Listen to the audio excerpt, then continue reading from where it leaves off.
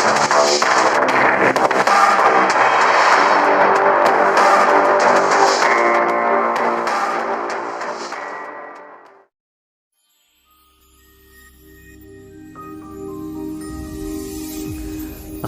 علیکم ورحمۃ اللہ وبرکاتہ۔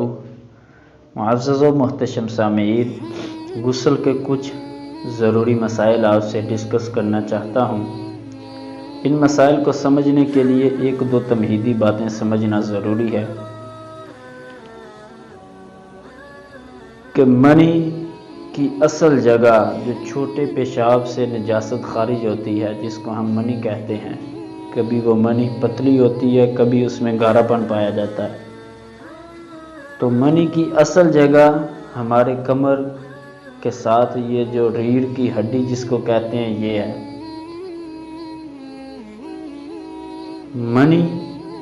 شہوت کے ساتھ، انسان کو شہوت بھی ہو، انسان کے چھوٹے پیشاب والی جگہ اس حصے میں حرکت بھی ہو، منی جب شہوت کے ساتھ اپنی جگہ سے جدا نہ ہوئی بلکہ بوجھ اٹھانے، بعض اوقات ایسا ہوتا ہے کہ بندے کو شہوت نہیں ہوتی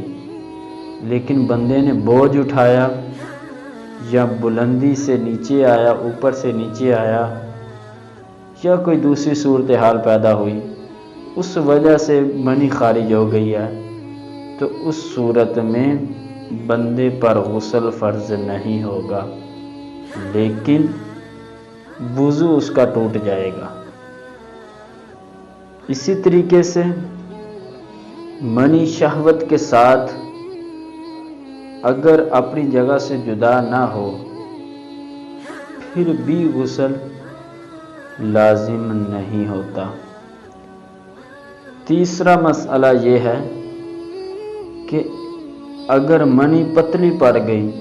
اور پیشاب کے وقت یا ویسے ہی بلا شہوت اس کے قطرے نکل آئے تو غسل فرض نہیں ہوگا، وضو ٹوٹ جائے گا۔ پیشاب کے وقت بعض اوقات ہوتا ہے، پیشاب کرتے ہیں، جب پیشاب سے فارغ ہو جاتی ہیں تو لیس دار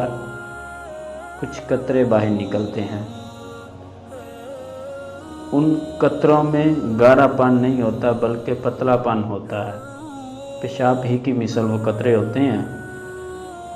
لیکن ان کے نکلنے کی وجہ سے بھی غسل لازم نہیں آئے گا بلکہ وضو بندے پر لازم ہو جائے گا۔ چوتھا مسئلہ یہ ہے کہ بندے کو احتلام ہونا تو یاد ہے کہ مجھے احتلام ہوا ہے، مگر اس کا کوئی اثر کپڑے وغیرہ پر نہیں۔ مثال کے طور پر بندہ خواب رات کو دیکھتا ہے کہ مجھے یہ خواب آیا، مجھے احتلام ہو گیا، جب جاگتا ہے تو دیکھتا ہے کہ کپڑوں پر کوئی نشانات نہیں ہے، تو اس صورت میں بھی بندے پر غسل فرض نہیں ہوگا۔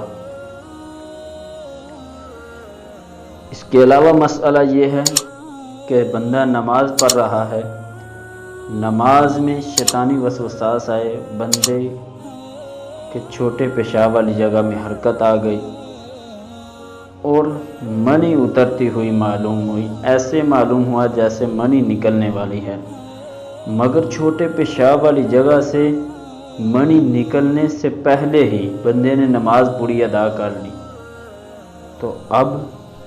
نماز بندے کی پوری ہو جائے گی، البتہ منی کے